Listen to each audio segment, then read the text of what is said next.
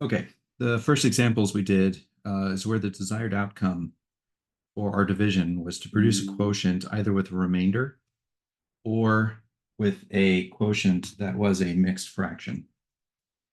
Um, but now we're going to look at an example of where our desired outcome is where we want the quotient to be a decimal number. So just like before, let's actually just kind of learn these steps through an example. So here we're going to have 25.657 divided by 0.06. Okay, so step one, in the divisor, this is our divisor, record the number and direction of decimal places needed to make the divisor a whole number. So to make 0.06 a whole number, we have to move the decimal place over 2 spots. So now we're going to move the decimal point in the dividend also over 2 spots. And that's actually step 2, sorry. So in the dividend, move the equal number and direction of decimal places. So now we'll just put our new decimal point there for the quotient. And now we just carry out the division.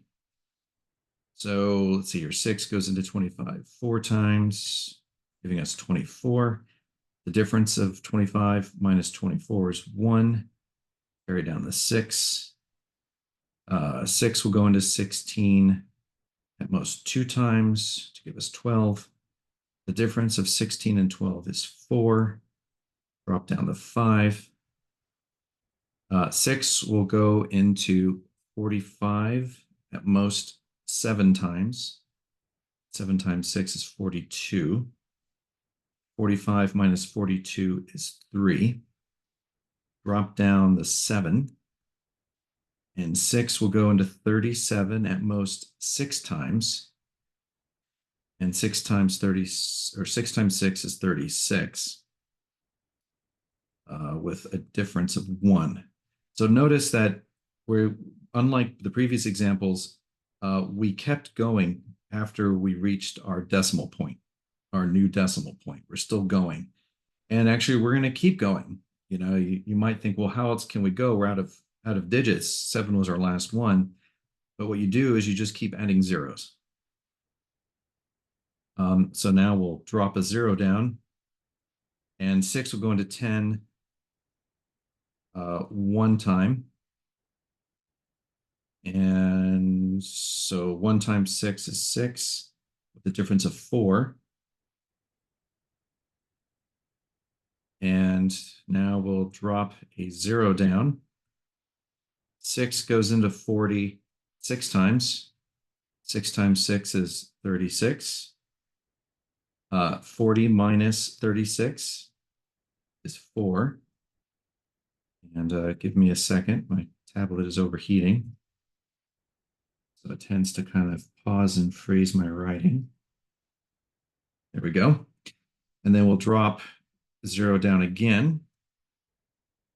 And 6 will go into 40 at most 6 times. 6 times 6 is 36. 40 minus 36 is 4. Drop down another 0. Now, do you see a repeating pattern? So the repeating pattern is that we had 40 and we subtracted 36. Then we got 40 and we subtracted 36. And then we got 40 again. So we're going to end up subtracting 36, and it's just going to keep going on forever. Oops.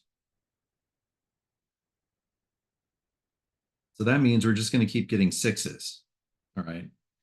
And in terms of decimal places, you know, we don't have to write down every 6 there is into infinity.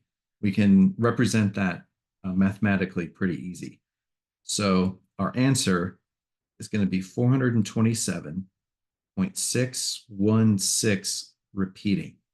So if we put a little horizontal bar over the repeating digit, that's mathematical language for saying that 6 repeats into, you know, I guess infinitely to the right, just keeps going.